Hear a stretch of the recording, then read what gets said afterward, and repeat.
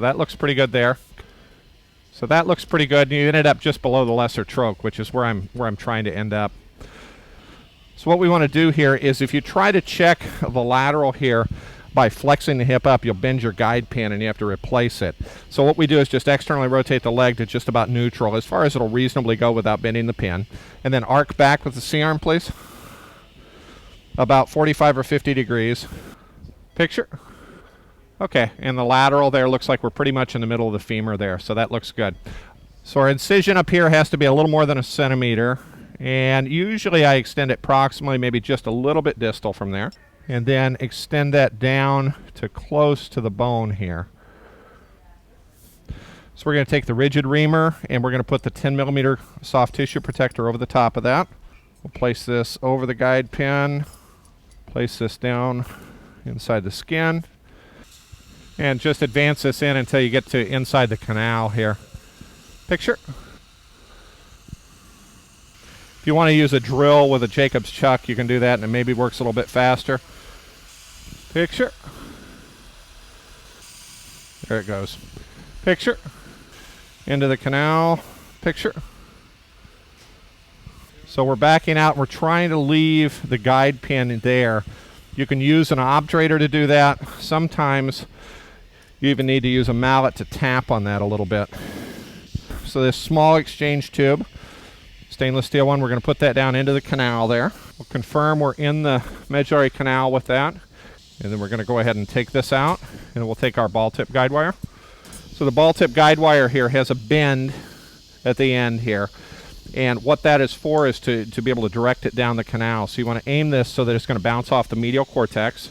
You're going to put this through here, pull back on this just a little bit, and aim that down the canal.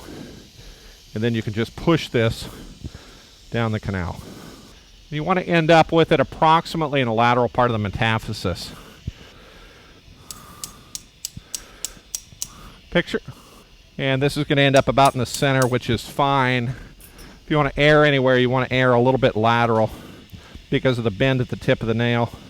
Okay, then we're going to go ahead and take out our exchange tube here.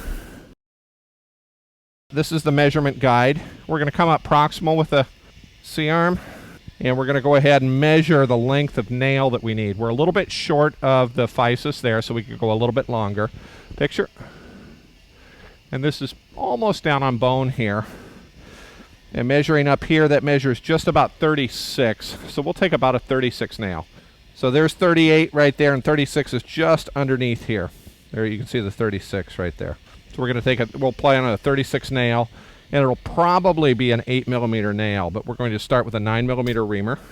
So we're going to go ahead and put the 9 millimeter reamer on the flexible reamer guide, and we're going to try to put this over the guide pin here, guide wire. We'll put that down, and we'll again slide this inside the skin, and then we'll go ahead and start reaming. Picture. With head distal there with that. And as we ream down, you can see you get a little bit of chatter around the isthmus. Picture. We're not pushing this down at all. And when you go down, you want to go down to just about where the bend is there.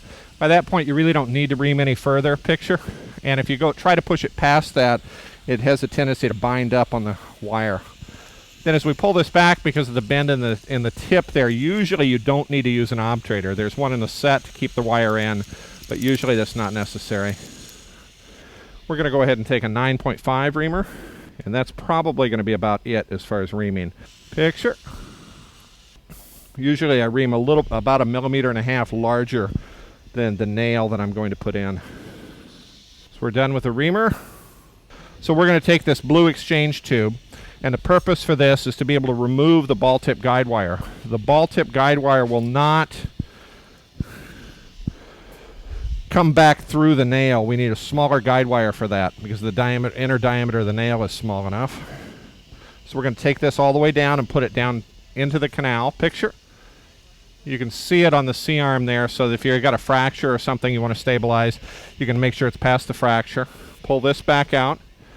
Then we're going to take this smooth guide wire. We're going to go ahead and slide that down through the exchange tube. Picture. You can confirm it's down far enough. And then pull this blue exchange tube back out. and we're ready to put the nail in. So to put the nail together, we have a screw-on impactor that we can screw into the top of the targeting device here.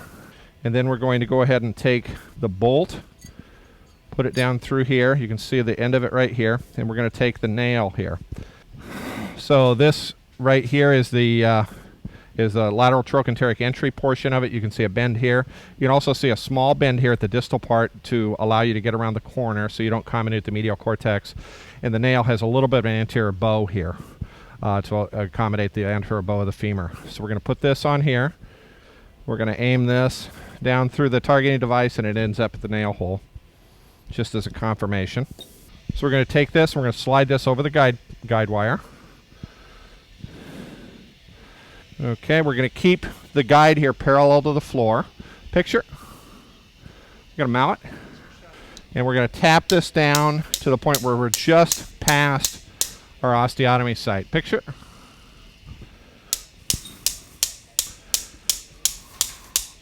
Picture.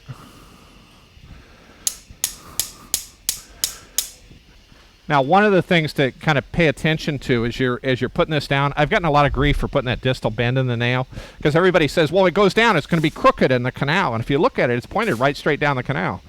You know, it accommodates the lateral entry really nicely, and it actually stays that way all the way down into the metaphysis. So we're going to have our assistant go ahead and hold on to the nail itself. You don't want to hold on to the impactor here. If you hold on to just the impactor, you run the risk of breaking that bolt. I'm going to go ahead and put my hand right over the point here where our osteotomy is. I'm going to grab the foot out here, and I'm going to pull straight lateral. All right, we're just going to pull, and you make it loud pop. Picture. And you can see we've got our fracture through there, or an osteotomy. We're going to straighten that back out. Okay, so now we're going to drive the medullary rod across the osteotomy site, and then we're going to tap that down into the canal and impact it into place. Picture.